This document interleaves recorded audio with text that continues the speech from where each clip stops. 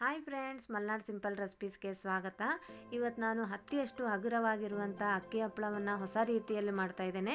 ಬನ್ನಿ ಹಾಗಿದ್ರೆ ಅಕ್ಕಿ ಹಪ್ಪಳವನ್ನು ಸುಲಭವಾಗಿ ಒಂದು ತಾಸಲ್ಲಿ 100 ಹಪ್ಪಳವನ್ನು ಹೇಗೆ ಮಾಡೋದು ಅಂತ ನೋಡ್ಕೊಂಬರೋಣ. ಅದಕ್ಕಿಂತ ಮುಂಚೆ ನಮ್ಮ ಚಾನಲನ್ನು ಸಬ್ಸ್ಕ್ರೈಬ್ ಮಾಡ್ಕೊಳ್ಳಿಲ್ಲ ಅಂದರೆ ಪ್ಲೀಸ್ ಸಬ್ಸ್ಕ್ರೈಬ್ ಮಾಡ್ಕೊಳ್ಳಿ. ನಾನಿಲ್ಲಿ ಅಕ್ಕಿ ಹಪ್ಪಳವನ್ನು ಮಾಡೋದಕ್ಕೆ 2 ಕಪ್ ಆಗೋಷ್ಟು ರೇಷನ್ ಅಕ್ಕಿಯನ್ನು ತಗೊಳ್ತಾ ಇದ್ದೇನೆ. ರೇಷನ್ ಅಕ್ಕಿ ಇಲ್ಲ ಅಂದಲ್ಲಿ ನಾವು ಮನೇಲಿ ಯಾವ ಅಕ್ಕಿಯನ್ನು ಯೂಸ್ ಮಾಡ್ತೇವಲ್ಲ ಅದೇ ಅಕ್ಕಿಯಿಂದ ಮಾಡ್ಬೋದು. ಬಟ್ ರೇಷನ್ ಅಕ್ಕಿಯಿಂದ ಹಪ್ಪಳಗಳು ತುಂಬಾ ಚೆನ್ನಾಗಾಗುತ್ತೆ. ಇವಾಗ ನೀರನ್ನು ಹಾಕಿ ಒಂದು 3 ರಿಂದ 4 ಸರಿ ಅಕ್ಕಿಯನ್ನು ಕ್ಲೀನಾಗಿ ವಾಶ್ ಮಾಡ್ಕೊಬರ್ಬೇಕಿದ್ದೀನಿ. ಇವಾಗ ನೋಡ್ಬೋದು, ಅಕ್ಕಿಯನ್ನು ನಾನು ಕ್ಲೀನಾಗಿ ತೊಳ್ಕೊಂಡು ಬಂದಿದ್ದೇನೆ. ಇದಕ್ಕೆ ಇವಾಗ ನಾವು ನೀರನ್ನು ಹಾಕಿ ಒಂದು 24 ಗಂಟೆ ಅಕ್ಕಿಯನ್ನು ಚೆನ್ನಾಗಿ ನೆನೆಸ್ಕೊಳ್ತಾ ಇದ್ದೇನೆ. ಇವಾಗ ಇದನ್ನು ನಾನು ಅಕ್ಕಿ ಚೆನ್ನಾಗಿ ನೆನಿಬೇಕು, ನೆಂದ್ರೇ ಹಪ್ಪಳಗಳು ಹಗುರವಾಗಿ ಬರುತ್ತೆ. ನೋಡ್ಬೋದು, ಇಲ್ಲಿ ಒಂದೇ ಫುಲ್ ನಾನು ಅಕ್ಕಿಯನ್ನು ನೆನೆಸ್ಕೊಂಡಿದ್ದೆ. ಅಕ್ಕಿ ಕೂಡ ಚೆನ್ನಾಗಿ ನೆಂದಿದ್ದಾವೆ. ನೋಡ್ರೆ ಗೊತ್ತಾಗುತ್ತೆ ನಿಮಗೆ ಎಷ್ಟು ವೈಟಾಗಿ ಕಾಣುತ್ತೆ ಅಂದ್ಕೊಂಡು.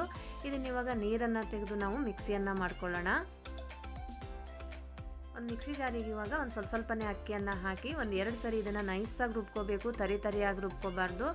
ಎಷ್ಟು ಸಾಧ್ಯ ಅಷ್ಟು ನೈಸಾಗಿ ರುಬ್ಕೊಂಡ್ರೆ ಮಾತ್ರ ಹಪ್ಪಳಗಳು ಚೆನ್ನಾಗಿ ಬರುತ್ತೆ. ಇದಕ್ಕೆ ಒಂದು ಸ್ವಲ್ಪ ನೀರನ್ನು ಹಾಕಿ ತುಂಬ ಗಟ್ಟಿಯಾಗಿ ರುಬ್ಕೋಬಾರ್ದು, ತುಂಬ ತೆಳ್ಳಗೂ ಇರಬಾರ್ದು. ಹಿಟ್ಟು ನೈಸಾಗಿ ಇದನ್ನು ರುಬ್ಕೋಬೇಕು. ನೋಡ್ಬೋದು, ಇಲ್ಲಿ ರುಬ್ಕೊಂಡು ಆಗಿದೆ ಇವಾಗ ಹಿಟ್ಟನ್ನು. ಇದನ್ನ ಇವಾಗ ನಾನು ಒಂದು ಬೌಲಿಗೆ ಟ್ರಾನ್ಸ್ಫರ್ ಮಾಡ್ಕೊಳ್ತಾ ಇದ್ದೇನೆ.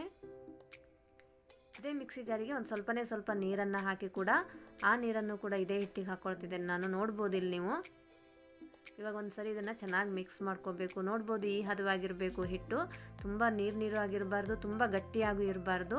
ಈ ಹಿಟ್ಟಿದು ಹದ ಕರೆಕ್ಟಾಗಿದೆ ಅಂತ ನಿಮ್ಗೆ ಗೊತ್ತಾಗಲಿಲ್ಲ ಅಂತಂದರೆ ಸ್ಪೂನನ್ನು ಉಲ್ಟಾ ಮಾಡಿ ಈ ರೀತಿ ಲೈನನ್ನು ಹಾಕಿ, ಲೈನ್ ಹಾಕಿದ ತಕ್ಷಣ ಲೈನ್ ಏನಿದೆ ಅಲ್ಲ ಕೂಡಬಾರ್ದು, ಅಂದರೆ ಪರ್ಫೆಕ್ಟ್ ಆಗಿದೆ ಅಂದ್ಕೊಂಡು. ಇದಕ್ಕೆ ಇವಾಗ ನಾವು ಚಿಕ್ಕದಾಗಿ ಕಟ್ ಮಾಡಿ ಇಟ್ಕೊಂಡಿರುವಂಥ ಕೊತ್ತಂಬರಿ ಸೊಪ್ಪನ್ನು ಹಾಕ್ಕೊಳ್ತಾ ಇದ್ದೇನೆ. ನಾನಿಲ್ಲಿ ರೆಡ್ ಚಿಲ್ಲಿ ಫ್ಲೆಕ್ಸನ್ನು ಹಾಕ್ಕೊಳ್ತಾ ಇದ್ದೇನೆ. ನೀವು ಹಸಿಮೆಣಸಿನ್ಕಾಯಿ ಕೂಡ ಹಾಕ್ಕೋಬೋದು. ಅದೇ ರೀತಿ 1 ಟೇಬಲ್ ಸ್ಪೂನ್ ಅಷ್ಟು ಜೀರಿಗೆಯನ್ನು ಹಾಕ್ಕೊಳ್ತಾ ಇದ್ದೇನೆ. 1.5 ಚಮಚದಷ್ಟು ನಾನಿಲ್ಲಿ ಗಸಗಸೆಯನ್ನು ಹಾಕ್ಕೊಳ್ತಾ ಇದ್ದೇನೆ. 1-2 ಚಮಚದಷ್ಟು ಇಲ್ಲಿ ನಾನು ಬಿಳಿ ಎಳ್ಳನ್ನು ಕೂಡ ಹಾಕ್ಕೊಳ್ತಾ ಇದ್ದೇನೆ. ನೀವು ಬೇಡ ಅಂದಲ್ಲಿ ಸ್ಕಿಪ್ ಕೂಡ ಮಾಡ್ಬೋದು. ಇಲ್ಲಿ ಅಜ್ವಾನು ಕೂಡ ಹಾಕ್ಕೋಬೋದು. ಇದಕ್ಕೆ ಇವಾಗ ನಾವು ರುಚಿಗೆ ತಕ್ಕಷ್ಟು ಉಪ್ಪನ್ನು ಸೇರಿಸ್ಕೊಂಡು ಒಂದ್ಸರಿ ಚೆನ್ನಾಗಿ ಇದನ್ನು ಮಿಕ್ಸ್ ಮಾಡ್ಕೋಬೇಕು. ಉಪ್ಪನ್ನು ನೋಡಿ ಹಾಕ್ಕೋಬೇಕು, ಒಂದೇ ಸರಿ ಜಾಸ್ತಿ ಹಾಕ್ಕೋಬಾರ್ದು. ಹಪ್ಪಳವನ್ನೆಲ್ಲ ಎಣ್ಣೆಲಿ ಫ್ರೈ ಮಾಡಿದಾಗ ಉಪ್ಪು ಆಗಿಬಿಡುತ್ತೆ. ಒಂದು ಸ್ವಲ್ಪ ಕಡಿಮೆನೇ ಹಾಕ್ಕೋಬೇಕು. ನೋಡ್ಬೋದು, ಇಲ್ಲಿ ಚೆನ್ನಾಗಿ ಮಿಕ್ಸ್ ಆಗಿದೆ. ಇವಾಗ ಈ ಹದವಾಗಿರಬೇಕು. ಇಲ್ಲಿ ಇವಾಗ ನಾನು ಒಂದು ಕಾಟನ್ ಬಟ್ಟೆಯನ್ನು ತೊಗೊಂಡಿದ್ದೇನೆ. ನೋಡ್ಬೋದು, 2 ಪದರಾಗಿ ತೊಗೊಂಡಿದ್ದೇನೆ. ಇದನ್ನು ಒಂದು ಪಾತ್ರೆಯಲ್ಲಿ ನಾನು ಒಂದು ಅರ್ಧಕ್ಕಿಂತ ಜಾಸ್ತಿ ನೀರನ್ನು ಹಾಕಿಟ್ಕೊಂಡಿದ್ದೇನೆ. ನೋಡ್ಬೋದು, ಒಂದು 3/4 ನೀರನ್ನು ಹಾಕಿ ಈ ಬಟ್ಟೆನ ಇವಾಗ ನಾನು ಇದೇ ಪಾತ್ರಕ್ಕೆ ಇವಾಗ ನೀಟಾಗಿ ಕಟ್ಕೋಬೇಕು. ಒಂದು ಹಗ್ಗದಿಂದ ಬಟ್ಟೆಯನ್ನು ಎಳೆದು ಟೈಟಾಗಿ ಕಟ್ಕೋಬೇಕು ಫ್ರೆಂಡ್ಸ್. ಇಲ್ಲ ಅಂದರೆ ನಾವು ಹಪ್ಪಳವನ್ನು ಮಾಡುವಾಗ ಒಂದು ಕಡೆ ದಪ್ಪ ಒಂದು ಕಡೆ ತೆಳ್ಳಗಾಗಿ ತಗ್ಗಾಗ್ಬಿಡತ್ತೆ. ಅವಾಗ ಹಪ್ಪಳ ನೀಟಾಗಿ ಆಗೋದಿಲ್ಲ. ಟೈಟಾಗಿ ಎಳೆದು ಕಟ್ಕೊಂಡು ಬಟ್ಟೆಯನ್ನು ನೀಟಾಗಿ ಎಳ್ಕೋಬೇಕು ಈ ರೀತಿ. ಅದೇ ರೀತಿ ಉಳಿದಿರೋಂಥ ಬಟ್ಟೆಯನ್ನು ಏನಿದೆ ಅಲ್ಲ ಮೇಲ್ಗಡೆ ಮಡಚಿ ಕಟ್ಕೋಬೇಕಾಗತ್ತೆ, ಇಲ್ಲಾಂದರೆ ಬೆಂಕಿ ಹತ್ಕೊಂಡ್ಬಿಡತ್ತೆ. ನೋಡ್ಬೋದು, ಇಲ್ಲಿ ನಾನು ಎಲ್ಲ ಬಟ್ಟೆಯನ್ನು ಮಡಚಿ ಮೇಲ್ಗಡೆ ಕಟ್ಟಿಟ್ಕೊಂಡಿದ್ದೇನೆ. ಇವಾಗ ಇದೇ ಪಾತ್ರವನ್ನು ಸ್ಟವ್ ಮೇಲಿಟ್ಟು ನೀರನ್ನು ಕಾಯೋದಕ್ಕೆ ಇಟ್ಕೊಂಡಿದ್ದೆ. ನೀರು ಚೆನ್ನಾಗಿ ಕುದೀತಾ ಇದೆ. ಇವಾಗ ನಾವು ಹಿಟ್ಟನ್ನು ಹಾಕಿ ಹಪ್ಪಳವನ್ನು ಸ್ಪ್ರೆಡ್ ಮಾಡ್ಕೊಳ್ಳೋಣ. ನಮ್ಗೆ ಯಾವ ಸೈಜಿಗೆ ಬೇಕೋ, ಎಷ್ಟು ದಪ್ಪ ಬೇಕೋ ಅಷ್ಟು ದಪ್ಪಕ್ಕೆ ಹಪ್ಪಳವನ್ನು ಸ್ಪ್ರೆಡ್ ಮಾಡಿಕೊಂಡು ಒಂದು ಪ್ಲೇಟನ್ನು ಮುಚ್ಚಿ ಇವಾಗ ಒಂದು 30 ಸೆಕೆಂಡ್ ಹಪ್ಪಳವನ್ನು ಚೆನ್ನಾಗಿ ಬೇಯಿಸ್ಕೋಬೇಕು. 30 ಸೆಕೆಂಡ್ ಆಗಿದೆ. ಇವಾಗ ನೋಡ್ಬೋದು, ಇಲ್ಲಿ ಹಪ್ಪಳ ಕೂಡ ಚೆನ್ನಾಗಿ ಬೆಂದಿದೆ. ಕಲರ್ ನೋಡ್ರೆ ಗೊತ್ತಾಗುತ್ತೆ. ಇವಾಗ ನಾವು ಫ್ಲೇಮನ್ನು ಲೋ ಮಾಡಿಕೊಂಡು ಒಂದು ಚಾಕುದಿಂದ ಏನಿದೆ ಅಲ್ಲ ಎಡ್ಜಸ್ಸನ್ನು ಈ ರೀತಿ ನೀಟಾಗಿ ಬಿಡಿಸ್ಕೋಬೇಕಾಗತ್ತೆ. ಹಪ್ಪಳ ಚೆನ್ನಾಗಿ ಬೆಂದರೆ ಫ್ರೆಂಡ್ಸ್ ಒಂಚೂರು ಕೂಡ ಎಡ್ಜಸ್ ಹರಿಯೋದಾಗಲಿ ಸೀಳೋದಾಗಲಿ ಹಪ್ಪಳ ಆಗೋದಿಲ್ಲ. ಇವಾಗ ಎಡ್ಜಸ್ಸನ್ನು ಬಿಡಿಸ್ಕೊಂಡ ಮೇಲೆ ದೋಸೆ ಮತ್ತು ರೊಟ್ಟಿ ತಿರ್ಸಾಕುವಂಥ ಸ್ಪ್ರ್ಯಾಚುಲದಿಂದ ಹಪ್ಪಳವನ್ನು ನೀಟಾಗಿ ಬಿಡಿಸ್ಕೊಂಡು ಈ ರೀತಿ ಎತ್ಕೊಳ್ತಿದ್ದೇನೆ. ನೋಡ್ಬೋದು ಎಷ್ಟು ಪರ್ಫೆಕ್ಟಾಗಿ ಬಂತು ಅಂದ್ಕೊಂಡು. ಹಪ್ಪಳ ಒಂಚೂರು ಕೂಡ ಬಟ್ಟೆಗೆ ಇಟ್ಕೊಳ್ಳೋದಾಗಲಿ ಹರಿಯೋದಾಗಲಿ ಎಡ್ಜಸ್ ಸೀಳೋದಾಗಲಿ ಏನೂ ಆಗಿಲ್ಲ. ಹಪ್ಪಳ ಚೆನ್ನಾಗಿ ಬೇಯಬೇಕು. ಇದನ್ನು ಇವಾಗ ತೆಗೆದು ನಾನು ಒಂದು ಪ್ಲಾಸ್ಟಿಕ್ ಕವರ್ ಮೇಲೆ ಹಾಕ್ಕೊಳ್ತಾ ಇದ್ದೇನೆ. ಇದೇ ರೀತಿ ನಾವು ಉಳಿದಿರುವಂತಹ ಹಪ್ಪಳದ ಹಿಟ್ಟನ್ನು ಕೂಡ ಹಾಕ್ಕೊಂಡು ಹಪ್ಪಳವನ್ನು ಮಾಡ್ಕೊಳ್ತಾ ಇದ್ದೇನೆ. ಇಲ್ಲಿ ನೋಡ್ಬೋದು, ಇನ್ನೂ ತೆಳ್ಳಗೆ ಮಾಡ್ಕೊಳ್ತಿದ್ದೇನೆ ಹಪ್ಪಳವನ್ನು. ಇಲ್ಲಿ ಇದಕ್ಕೆ ಇವಾಗ ಮತ್ತೆ ಒಂದು ಪ್ಲೇಟನ್ನು ಮುಚ್ಚಿ ಒಂದು 30 ಸೆಕೆಂಡ್ ಈ ಹಪ್ಪಳವನ್ನು ಚೆನ್ನಾಗಿ ಬೇಯಿಸ್ಕೋಬೇಕು. ನೆನಪಿರಲಿ ಫ್ರೆಂಡ್ಸ್, ಹಪ್ಪಳ ಚೆನ್ನಾಗಿ ಬೇಯಬೇಕು. ಬೆಂದ್ರೆ ಅಷ್ಟೇ ಹಪ್ಪಳ ನೀಟಾಗಿ ಎದ್ದೇಳತ್ತೆ. ಆಮೇಲೆ ಬಟ್ಟೆಗೆ ಅಂಟ್ಕೊಳ್ಳಲ್ಲ, ಸೀಳೋದಾಗಲಿ ಎಡ್ಜಸ್ ಹರಿಯೋದಾಗಲಿ ಏನೂ ಆಗಲ್ಲ. ಇಲ್ಲ ಬೇಯಲಿಲ್ಲ ಅಂದರೆ ಸೀಳೋಗ್ಬಿಡತ್ತೆ, ಒಡೆದೋಗ್ಬಿಡತ್ತೆ ಹಪ್ಪಳ. ಆಮೇಲೆ ಎಡ್ಜಸ್ ಕೂಡ ನೀಟಾಗಿ ಎದ್ದೇಳೋದಿಲ್ಲ ಹಪ್ಪಳ.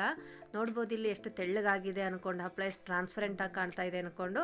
ಆದಷ್ಟು ಹಪ್ಪಳಗಳನ್ನು ತೆಳ್ಳಗೆ ಹಾಕ್ಕೋಬೇಕಾಗತ್ತೆ. ನೋಡ್ಬೋದು, ಇಲ್ಲಿ ನಾನು ಚಾಕುದಿಂದನೇ ನೀಟಾಗಿ ಹಪ್ಪಳಗಳನ್ನು ಬಿಡಿಸ್ಕೊಳ್ತಾ ಇದ್ದೇನೆ.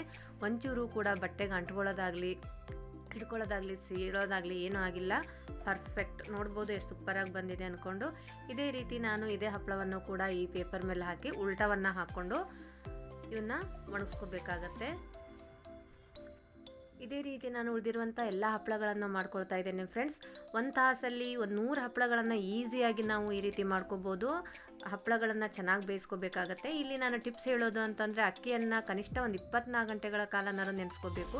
ಎರಡನೇದು ಹಪ್ಪಳವನ್ನು ನೀಟಾಗಿ ಒಂದು 30ರಿಂದ 40 ಸೆಕೆಂಡು ಚೆನ್ನಾಗಿ ಹಪ್ಪಳವನ್ನು ಬೇಯಿಸ್ಕೊಳ್ಳೋದ್ರಿಂದ ಹಪ್ಪಳ ಹರಿಯೋದಾಗಲಿ ಬಟ್ಟೆಗೆ ಅಂಟ್ಕೊಳ್ಳೋದಾಗಲಿ ಸೀಳೋದಾಗಲಿ ಏನೂ ಆಗಲ್ಲ.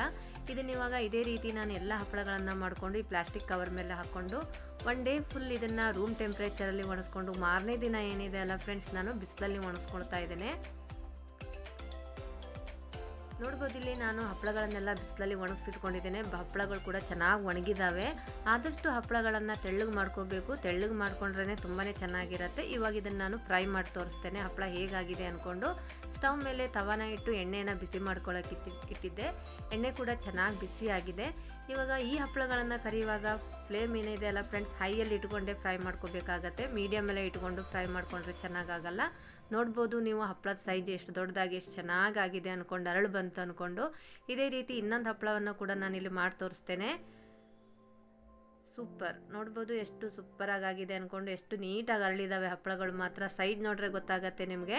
ಒಮ್ಮೆ ಖಂಡಿತವಾಗಿ ಈ ರೀತಿಯಾಗಿ ಈಸಿಯಾಗಿ ಅಕ್ಕಿ ಹಪ್ಪಳವನ್ನು ಟ್ರೈ ಮಾಡಿ ನೋಡಿ ಫ್ರೆಂಡ್ಸ್. ತುಂಬ ಅಂದರೆ ತುಂಬಾ ಚೆನ್ನಾಗಿ ಈಸಿಯಾಗಿ ನಾವು ಹಪ್ಪಳವನ್ನು ಮಾಡ್ಬೋದು ಮನೆಯಲ್ಲೇ.